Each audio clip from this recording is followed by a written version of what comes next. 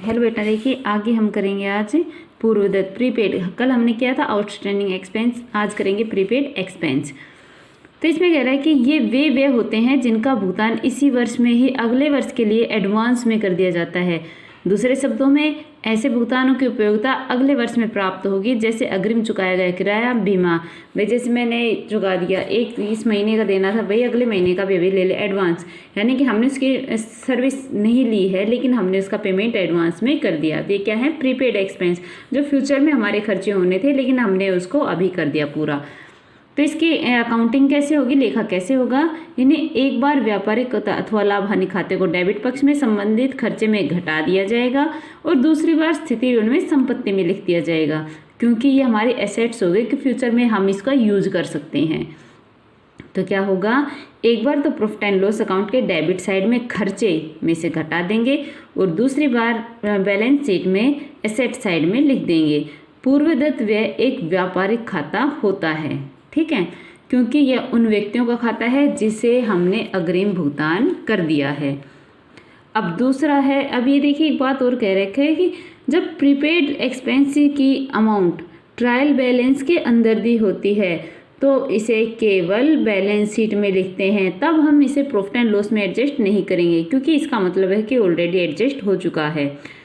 क्योंकि इसका अर्थ ये होता है कि यह राशि संबंधित व्यय में से पहले ही घटा दी है। पूर्वदत्त व्यय खाता एक प्रतिनिधित्व व्यक्तिगत खाता होता है और इसका डेबिट शेष होता है।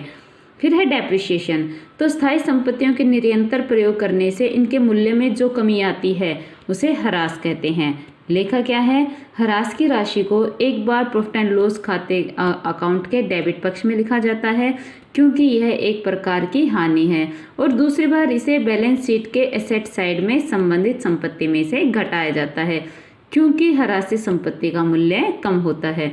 तो डेप्रिसिएशन से कहाँ होगा? एक बार तो प्रॉफिट एंड लॉस अकाउंट के डेबिट में लिखा जाएगा और दूसरी बार क्या होगा? बैलेंस शीट में एसेट्स में से लेस कर दिया जाएगा। जैसे मशीनरी पे डेप्रिसिएशन है तो depreciation profit and loss account में लिख दिया और दूसरी बार बैलेंस शीट में मशीनरी लेस डेप्रिसिएशन करके उसको लेस कर दिया। चलिए जब क्वेश्चन देखते हैं, इससे हमारा क्लियर हो जाएगा। ये कह रहा है कि श्री रामानंद सागर के निम्नलिखित तलपट से 31 दिसंबर 1993 को समाप्त होने वाले वर्ष का व्यापारिक खाता, लाभ हानि खाता और उसी दिन का बैलेंस शीट चिट्ठा भी तैयार कीजिए। तो ये आपका ट्रायल बैलेंस दे रखा है, क्योंकि ट्रायल बैलेंस का पता कैसे लगता है कि ट्रायल बैलेंस दे रखा है या नहीं। यहाँ पे डेबिट बैलेंस, यहाँ क्रेडिट में balance, it means trial balance है। अगर ऊपर ये ना दिए होते, ये नहीं और सिर्फ ये होता, तो इट मीन्स ये एंट्री है, कोई ट्रायल बैलेंस नहीं है। ट्रायल बैलेंस होता है डेबिट बैलेंस और क्रेडिट बैलेंस की वजह से। तो क्या हो गया? Opening stock, purchase, sale return, carriage inward, carriage outward, wages, salary, plant and machinery, furniture, sundry debtors, bills receivable, cash in hand, travelling expense, lighting कौन सी है? फैक्ट्री की, rent and taxes, general expenses, insurance and drawing. Credit balance है sale, purchase return, discount, sundry creditors, bills payable and capital.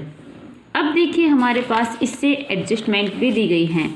क्या कि 31 दिसंबर को, यानी कि क्लोजिंग स्टॉक कितने का है? 24,000 का, और बाजार मूल्य है 30,000, यानी कि कॉस्ट प्राइस और मार्केट प्राइस में जो कम होगा उस पे करेंगे। तो 30 पे करेंगे, 24 पे करेंगे, ठीक है।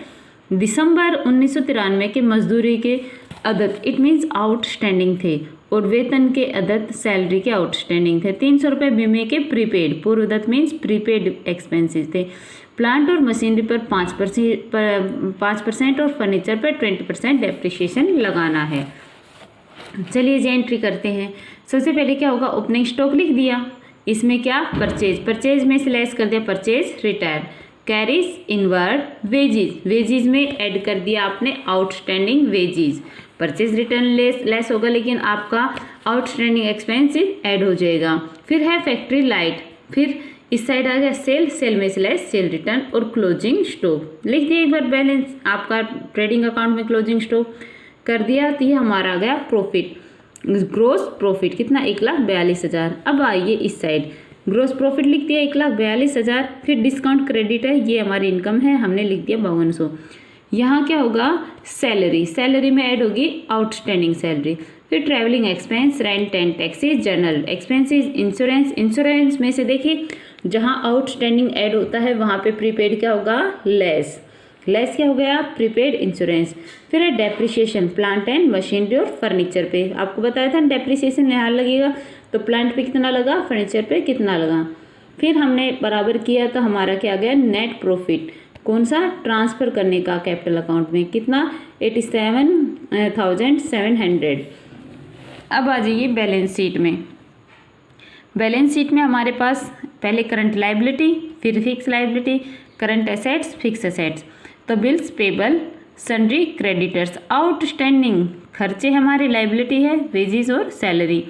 कैपिटल में ऐड होगा नेट प्रॉफिट और लेस होगा ड्राइंग। ऐसे हमारे पास cash in hand, bills receivable, debtors, closing stock. एक बार ट्रेडिंग अकाउंट में लिख दिया, दूसरी बार कहाँ लिखा जाएगा, बैलेंस शीट में। प्रीपेड इंश्योरेंस आपको बताया था हमारी एसेट्स होती है। फर्नीचर में से लेस कर दिया डेप्रिसिएशन, ये आ गई फर्नीचर की अमाउंट। ऐसे प्लांट और मशीनरी है 90,000 की, इसमें से लेस कर दिया डेप्रिसिएशन, ये आ गई ये। किया बैलेंस शीट के दोनों साइड बराबर, इट मीन्स हमारा क्वेश्चन सही है। आई होप बेटा आपको समझ में आ गया होगा, नहीं समझ में आया तो पूछ लेना। Thank you.